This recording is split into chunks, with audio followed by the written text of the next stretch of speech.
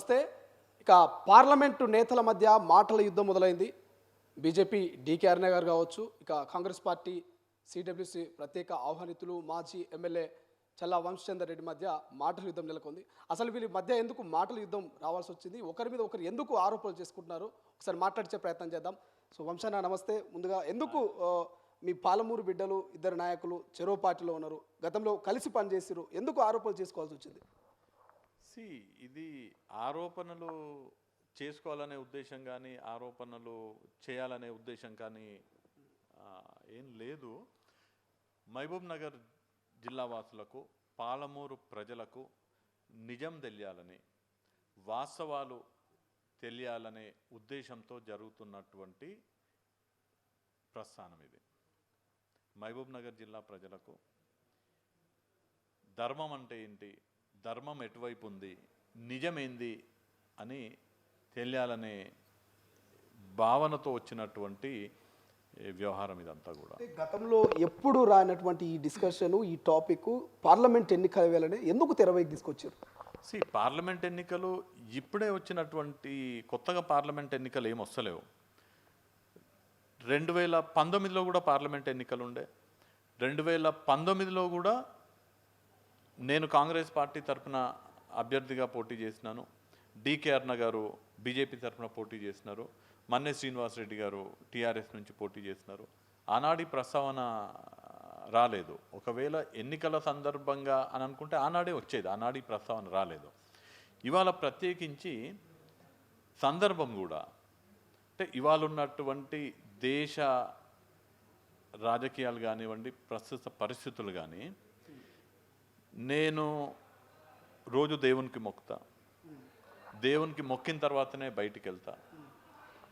బయటికి ఏదన్నా కార్యక్రమానికి వెళ్తే మొదటగా వీలైనంత వరకు దేవాలయానికి వెళ్ళిన తర్వాతనే ఏదన్నా కార్యక్రమం పెట్టుకోవాలనే ప్రయత్నం నేను చేస్తాను.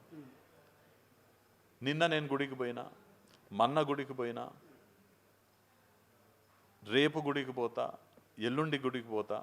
కానీ ఎప్పుడు కూడా నేను దేవునికి మొక్కుతా, నేను గుడికి పోతా అనే దాన్ని రాజకీయంగా వాడుకోలేదు.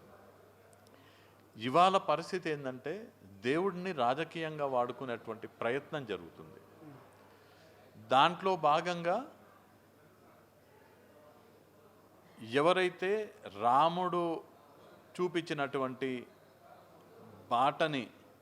బాటలో నడవకుండా, విలువలు లేకుండా, అసత్యాలు మాట్లాడుతూ,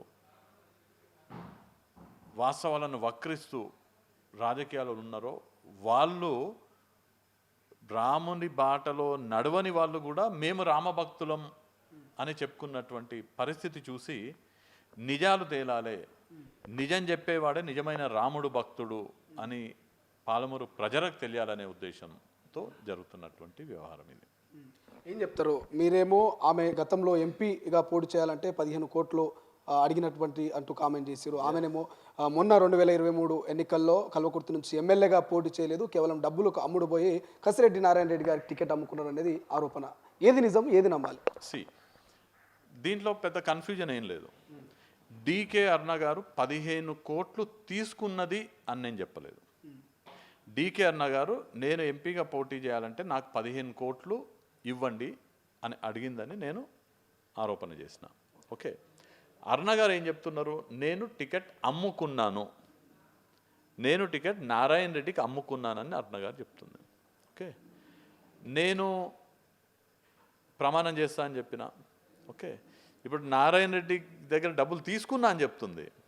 ఓకే, నేనేమంటా అంటే మీ తొలి వెలుగు ఛానల్కి నన్ను, నారాయణ రెడ్డి గారిని, డీకే అరుణ గారిని పిలవండి. నేను రానికే రెడీగా ఉన్నా. నారాయణ రెడ్డి గారిని కూడా నేను తీసుకొస్తా. అరుణమ్మని రమ్మని చెప్తున్నా నేను. ఓకే, మీరు భగవద్గీత తీసుకురండి, భగవద్గీత మీద ప్రమాణం చేద్దాం. ఆమె ఆరోపణ చేస్తుంది కదా. కానీ ఈ యొక్క ఆఫర్ చేసిన సందర్భంలో వంశచందర్ రెడ్డి కాకుండా మిగతా వేరే థర్డ్ పర్సన్ ఎవరైతే వాళ్ళు కూడా తీసుకొని రండి అనేది ఆమె చెప్తున్నమాట. తీసుకొని వస్తారా? నిజంగా నేను రాముడిని నమ్ముతే, నేను నిజాన్ని నమ్ముతే, నిజం నేను చెప్పినా నిజమే, 10 మంది చెప్పినా నిజమే, 100 మంది చెప్పినా నిజమే, 1000 మంది చెప్పినా నిజమే. ఓకే, నేను నరేంద్ర మోడీని తీసుకురమ్మని అంటలేను కదా.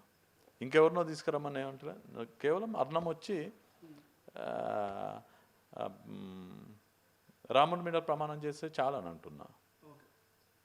అందరు అంటే ఇప్పుడు అక్కడ ఉన్న వాళ్ళందరూ రావాలంటే ముఖ్యమంత్రి గారికి ఏదో కార్యక్రమాలు ఉంటాయి. ఇంతమంది ఆ రోజు ఆ సమావేశంలో ఉన్న వాళ్ళు చాలామంది మంత్రులుగా ఉన్నారు, సీనియర్ నాయకులు ఉన్నారు, ఎక్కడెక్కడ ఉంటారు, ఏవే కార్యక్రమం ఉంటాయి.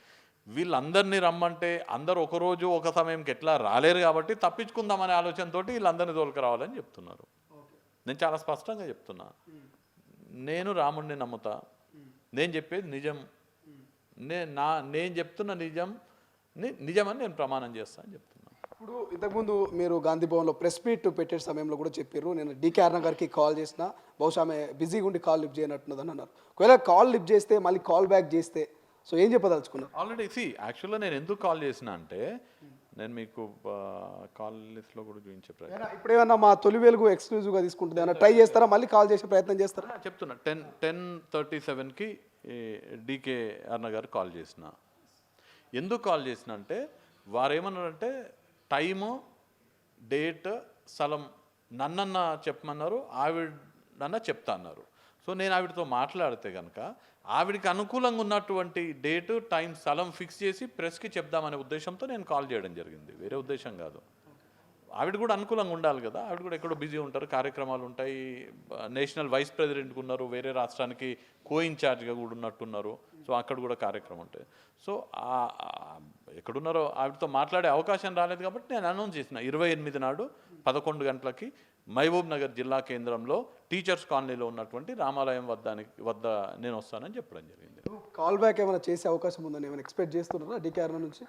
అంటే ఆ ఇష్యూ ఆవిడకి కాల్ బ్యాక్ చేస్తే అదే చెప్తాను, నేను ప్రెస్ మీట్లో చెప్పిందే చెప్తాను. మీకు యాక్చువల్గా కాల్ చేసింది ఎందుకమ్మా, మీకు అనుకూలమైన డేట్ స్థలం చెప్తే నేను అదే ప్రెస్లో అనౌన్స్ చేద్దాం అనుకున్నాను, మీరు కాల్ లిఫ్ట్ చేయలేదు కాబట్టి నేను ఆ ప్లేస్ చెప్పినాను.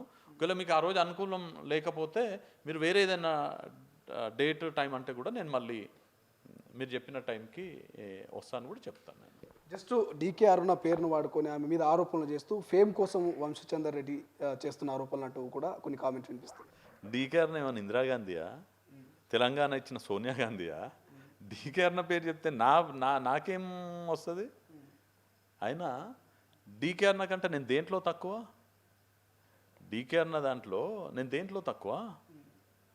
పూటకొక పార్టీ మారే వ్యక్తి డీకే అరుణ, నమ్ముకున్నటువంటి సిద్ధాంతానికి కట్టుబడి ఉన్నటువంటి వ్యక్తి వంశీచంద్రెడ్డి. పుట్టింది కాంగ్రెస్లో వంశీ, పెరిగింది కాంగ్రెస్లో, సచ్చేది కాంగ్రెస్లో. డీకే అరుణ ఎన్ని పార్టీలు మారింది? Telugu Desam party, Samajwadi party, Congress party, Bharatiya Janata party, రేపు ఎంఐఎం కూడా కావచ్చేమో. కాంగ్రెస్ పార్టీలో ఉండి 10 సంవత్సరాలు అధికారాన్ని అనుభవించి మంత్రిగా ఉండి కాంగ్రెస్ పార్టీ కార్యకర్తలు అందరూ కూడా కష్టపడితే మీకోసము, ఈ పార్టీ ఇబ్బంది పరిస్థితుల్లో ఉంటే, పార్టీ అధికారాన్ని కోల్పోయి ఇబ్బందుల్లో ఉండి క్లిష్ట పరిస్థితుల్లో ఉన్నప్పుడు ఎన్నికల్లో పోటీ చేయమంటే నాకు డబ్బులు ఇస్తేనే పోటీ చేస్తా అని చెప్పి ఏ కాంగ్రెస్ పార్టీ కార్యకర్తల శ్రమతోటి ఇవాళ పదవులు పొంది ఆస్తులు సంపాదించుకుందో ఆ కాంగ్రెస్ పార్టీ కార్యకర్తలకు వెన్నుపోటు పొడిచినటువంటి వ్యక్తి డీకే అరుణ. అట్లాంటి ఆమె పేరు పలకనికేనే నాకు సిగ్గైతుంది. ఆమె 2014లో ఎమ్మెల్యే, నేను 2014లో ఎమ్మెల్యే, 2018లో ఎమ్మెల్యేగా ఆవిడ ఓడిపోయినరు, 19లో ఎంపీగా ఆవిడ ఓడిపోయినరు, 18లో ఎమ్మెల్యేగా నేను ఓడిపోయినా, 19లో ఎంపీగా నేను ఓడిపోయినా. ఆమె పార్టీలో పీసీసీ వైస్ ప్రెసిడెంట్ ఉన్నప్పుడు నేను ఏఐసీసీ కార్యదర్శిని. ఏఐసీ నేను 2006 సంవత్సరం నుంచి ఏఐసీసీ మెంబర్గా ఉన్నా. ఆవిడ 2014 తర్వాత ఏఐసీసీ మెంబర్ అయినరు. ఆమెనే నా పేరు తీసుకొని పేరు సంపాదించుకోవాలనుకుంటుంది. ఇక పరిపతి గురించి మాట్లాడితే మన శాసనసభ ఎన్నికల్లో చూసినాం కదా, ఆమె గద్వాల్లో ఒక అభ్యర్థిని పోటీ చేయించుకుంది, 7,558 ఓట్లు వచ్చినాయి. నేను కసిరెడ్డి నారాయణ రెడ్డి గారిని పోటీ చేయించిన, 75,000 పైచీలకు ఓట్లు వచ్చినాయి. ఆమెకు వచ్చిన ఓట్ల కన్నా 10 రెట్లు ఎక్కువ వచ్చినాయి. ఇక మరి ప్రజాస్వామ్యంలో ఓట్లే ప్రామాణికం అంటే ఆమె గంటల 10 రెట్లు నా పరపతి ఎక్కువ ఉన్నట్టే కదా. పార్లమెంట్ ఎన్నికల వేళ అటు పాలమూరులో ప్రత్యర్థిగా ఉండబోతుంది అనేటువంటి కోణంలోనే ఏమైనా మీరు కొన్ని కామెంట్స్ వినిపిస్తున్నారా మీద? ఎన్నికలు వస్తూ ఉంటాయి, ఎన్నికలు పోతూ ఉంటాయి. ప్రత్యర్థిగా ఆవిడ ఉంటుందని ఇంకా ఏం బీజేపీ నుంచి ఆవిడేం అభ్యర్థిగా ఇంకా ఫైనలైజ్ కాలేదు. కాంగ్రెస్ నుంచి నేనేం ఫైనలైజ్ కాలేదు. నేను అభ్యర్థి అని నేనేం చెప్పట్లేదు. నేను పార్టీ అవకాశం ఇస్తే పోటీ చేయడానికి సిద్ధంగా ఉన్నా అనే మాట చెప్తున్నాను. ఒకవేళ ఇవ్వకపోతే ఏం చేస్తారు? ఇవ్వకపోతే పార్టీ ఎవరిని అభ్యర్థిగా నిర్ణయిస్తే వాళ్ళని సపోర్ట్ చేస్తా. మా దగ్గర యూత్ కాంగ్రెస్ అధ్యక్షుడు శివసేన రెడ్డి గారు ఉన్నారు. ఒకవేళ శివసేన రెడ్డి గారు మన శాసనసభ్యకు టికెట్ అడిగినారు. అక్కడ ఉన్నటువంటి ప్రత్యేక పరిస్థితుల వల్ల ఇంకేదైనా అవకాశం కల్పిస్తామని ఇవ్వలేకపోయినారు. శివసేన రెడ్డి గారు పోటీ కాంగ్రెస్ పార్టీ శివసేన రెడ్డి గారికి టికెట్ ఇస్తే శివసేన రెడ్డి గారికి మద్దతు ఇచ్చి పూర్తిగా మద్దతు ఇచ్చి శివసేన రెడ్డి గారిని గెలిపించుకుంటాము.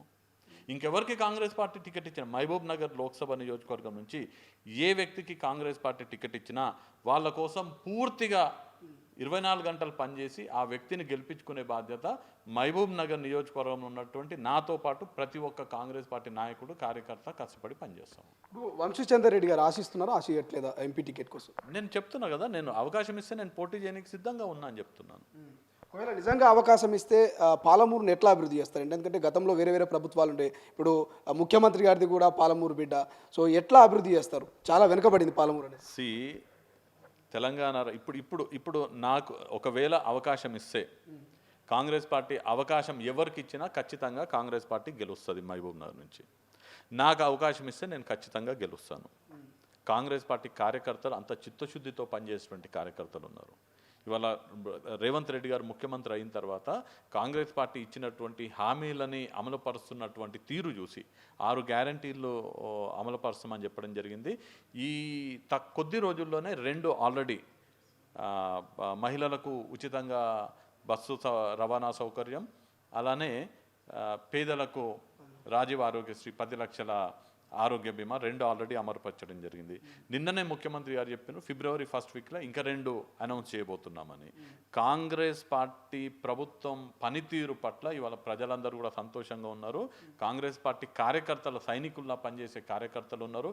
కార్యకర్తల బలంతో కాంగ్రెస్ ప్రభుత్వం చేస్తున్న మంచి పథకాలతో, అలానే పాలమూరు బిడ్డ అయినటువంటి రేవంత్ రెడ్డి గారిని సోనియమ్మ ముఖ్యమంత్రిని చేసిండ్రు. మల్లికార్జున ఖార్గే గారు రేవంత్ రెడ్డి గారిని ముఖ్యమంత్రిని చేసిండ్రు. మన పాలమూరు బిడ్డ ముఖ్యమంత్రి అయింది కాబట్టి మన బిడ్డను ముఖ్యమంత్రి చేసినటువంటి పార్టీకి అండగా ఉండాలని వాళ్ళ పాలమూరు బిడ్డలు భావిస్తున్నారు. సో రేవంత్ రెడ్డి గారు ముఖ్యమంత్రిగా ఉండడము మాకు అదృష్టం ఇవాళ పాలమూరు జిల్లాకి. సో వారి సంపూర్ణ సహకారంతో పాలమూరు కని విని ఎరుగని విధంగా అభివృద్ధి పరచడంలో ముఖ్యమంత్రి గారు సహకారం తీసుకొని, నేను ఎంపీ అయితే నేను అక్కడ ఉన్నటువంటి శాసనసభ్యులందరూ కూడా చాలా చక్కగా పనిచేసేటువంటి వజ్రాలు లాంటి శాసనసభ్యులు ఉన్నారు. షాద్నగర్ నుంచి కష్టపడి పైకి వచ్చినటువంటి ఒక చిన్న కుటుంబం నుంచి కష్టపడి పైకి వచ్చినటువంటి వీర్లపల్లి శంకర్ గారు ఉన్నారు. జడ్చర్ల నుంచి యువ నాయకుడు అయినటువంటి చాలా పరిశ్రమల పట్ల చాలా అవగాహన ఉన్నటువంటి, పరిశ్రమలు ఏ విధంగా అభివృద్ధి చేయాలని చాలా గొప్ప అవగాహన ఉన్నటువంటి అనిరుద్ధ్ రెడ్డి గారు జడ్చర్ల నుంచి ఎమ్మెల్యేగా ఉన్నారు. దేవరకద్ర నుంచి ఉన్నత చదువులు చదివి అడ్వకేట్గా ఉండి ప్రజల కోసం పరితపించే మధుసూదన్ రెడ్డి గారు దేవరకద్ర నుంచి ఎమ్మెల్యేగా ఉన్నారు. చాలా సీనియర్, ఎంతో రాజకీయ అనుభవం ఉన్నటువంటి, మంచితనానికి మారుపేరైనటువంటి ఎన్ఎం శ్రీనివాసరెడ్డి గారు మహబూబ్ నగర్ నుంచి ఎమ్మెల్యేగా ఉన్నారు.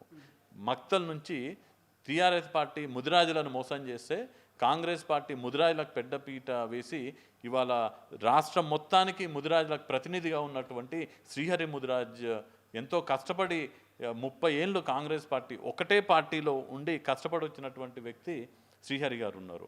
యువకురాలు డాక్టర్ అయినటువంటి పర్ణిక రెడ్డి గారు, చిట్టం నర్సిరెడ్డి, చిట్టం వెంకటేశ్వర రెడ్డి గారి రాజకీయ వారసురాలుగా అంటే ఇంతమంది ఎమ్మెల్యేలు కష్టపడి పనిచేయాలనే తపన ఉన్నటువంటి ఎమ్మెల్యేలు ఉన్నారు.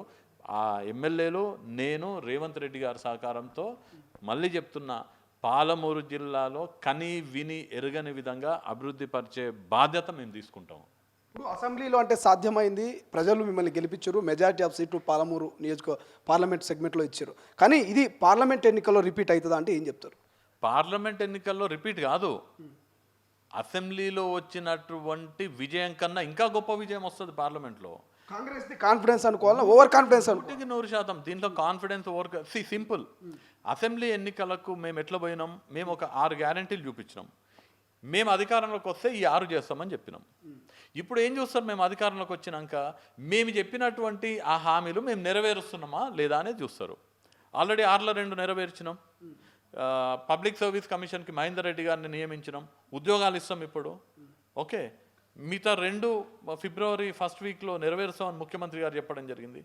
మేము ఏ హామీలు అయితే ఇచ్చి అసెంబ్లీ ఎన్నికలకు ప్రజల ముందుకు పోయినామో ఆ హామీలు నెరవేరుస్తున్నాక ఇక ప్రజలు మా వెంట ఉండక ఇంకెటు పోతారు? ఇప్పుడు గతంలో కూడా ఇదే మాజీ ముఖ్యమంత్రి కేసీఆర్ పాలమూరును పచ్చగా చేసిన, ఏదైతే పాలమూరు రంగారెడ్డికి సంబంధించిన ప్రాజెక్టు మొదలుపెట్టినా ఇక పాలమూరు మొత్తం పచ్చగా అన్నారు. మరి ఆ అభివృద్ధిని నమ్మాలన్నా ఇప్పుడు మీరు చేస్తున్నటువంటి అభివృద్ధిని నమ్మాలన్నా పాలమూరు ప్రజలు? మొన్న పాలమూరు ప్రజలు ఆ పచ్చదనాన్ని చూపించిండ్రు కదా. ఆ పచ్చదనం అని చెప్పి నేను కుర్చీ వేసుకొని ప్రాజెక్టులు కట్టిస్తా అని చెప్పి పాలమూరు ప్రజలను మోసం చేసినందుకే పాలమూరు ప్రజలు కేసీఆర్ని బొందబెట్టిండ్రు కదా జిల్లాలో. ఆ 2 శాసనసభ నియోజకవర్గాలు కూడా గెలిచే వాళ్ళం మేము. అక్కడ ఉన్నటువంటి అనివార్య పరిస్థితుల వల్ల మేము గెలవలేకపోయినాం. కానీ 14 నియోజకవర్గాలు ఉంటే 12 నియోజకవర్గాలు గెలిచినాము. మహబూబ్ నగర్ లోక్సభలో 7 నియోజకవర్గాలకి 7 నియోజకవర్గాలు గెలిచినాము. పాలమూరు ప్రజలు కేసీఆర్ని బీఆర్ఎస్ని బొందబెట్టిండ్రు. పాలమూరు ప్రజలు కాంగ్రెస్ పార్టీని నమ్మిండ్రు. పాలమూరు ప్రజలు కాంగ్రెస్ పార్టీకి అండగా ఉన్నారు. ఇవాళ పాలమూరు వ్యక్తి, పాలమూరు బిడ్డ ముఖ్యమంత్రి అయింది కాబట్టి ఇంకా ఎక్కువ బాధ్యత ఇవాళ పాలమూరు ప్రజలపైన ఉన్నది. మా బిడ్డని ముఖ్యమంత్రి చేసింది కాంగ్రెస్ పార్టీ, మా బిడ్డని ముఖ్యమంత్రి చేసింది సోనియమ్మ. సో కాంగ్రెస్ పార్టీకి అండగా ఉండాల్సిన బాధ్యత మాదని ఇవాళ పాలమూరు ప్రజలందరూ కూడా అనుకుంటున్నారు. ఏం చెప్తారు? కేటీఆర్ గారు తాజాగా కామెంట్స్ చేశారు, బట్టలు కూడా తీసే రోజు ఉంది కాంగ్రెస్ పార్టీకి రాబోతున్నట్టు కూడా కామెంట్ చేశారు. కేటీఆర్ గారికి ఏం చెప్పదు?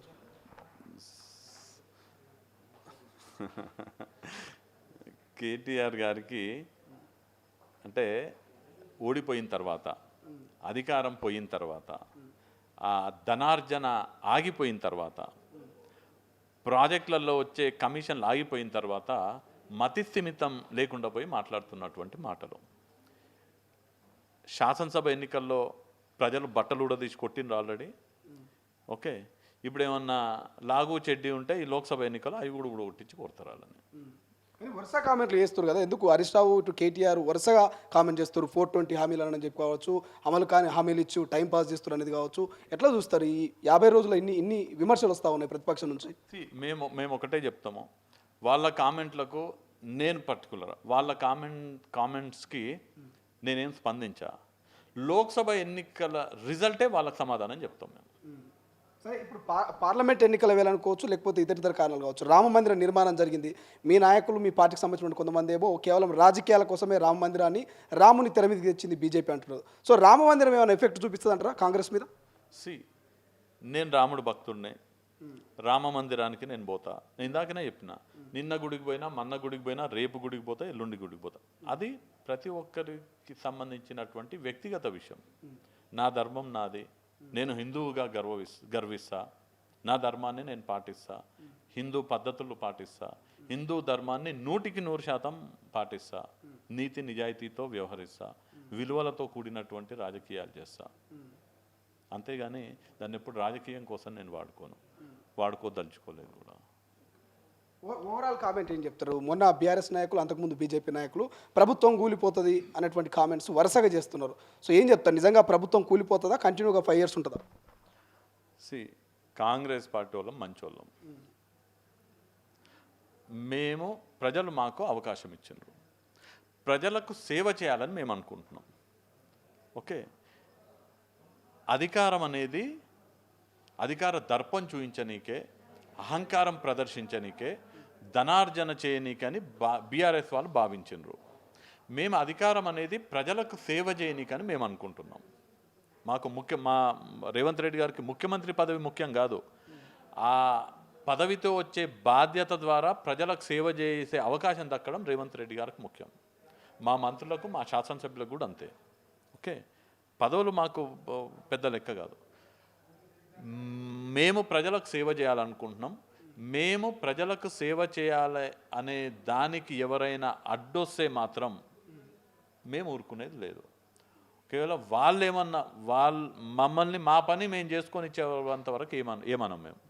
వాళ్ళు గనక తేడా చేసి ఏమన్నా పిచ్చి పిచ్చి వేషాలు వేస్తే, ఎంతమంది 39 మంది ఎమ్మెల్యేలు ఉన్నారేమో కదా, 30కి తగ్గకుండా మా దగ్గరకు వచ్చేస్తారు, 30కి తగ్గకుండా వస్తారు. టచ్లో ఉన్నారా ఏమన్నా? గతంలో మీరు కూడా చెప్తున్నా కదా, 30 మంది. మేమేం అడగాల్సిన అవసరం లేదు. మేమేం అడగాల్సిన అవసరం లేదు. మేము సిద్ధంగా ఉన్నాం తీసుకోనికంటే అందరు వచ్చేస్తారు.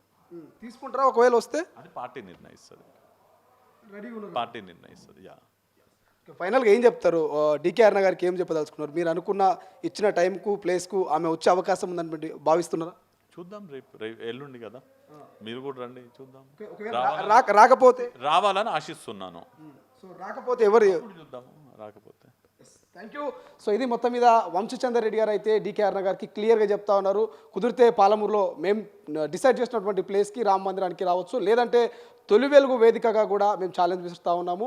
సో కసిరెడ్డి నారాయణ రెడ్డి గారిని, కల్వకుర్తి ఎమ్మెల్యే గారిని నేను తీసుకొని ఇక తొలి వెలుగు స్టూడియోకి వస్తాను. సో డీకే అరుణ గారు అక్కడికి రండి, భగవద్గీత మీద ప్రమాణం చేసి మాట్లాడదాం అంటూ కూడా ఆయన సవాల్ విసిరారు. సో చూద్దాం మరి ఈ సవాల్ని డీకే అరుణ గారు స్వీకరిస్తారా, మరి వంశీచంద్ర గారు చెప్పినట్టు పాలమూరుకు పోతారా, తొలి వెలుగు స్టూడియోకి వస్తారా, వెయిట్ చేయాల్సినటువంటి పరిస్థితి.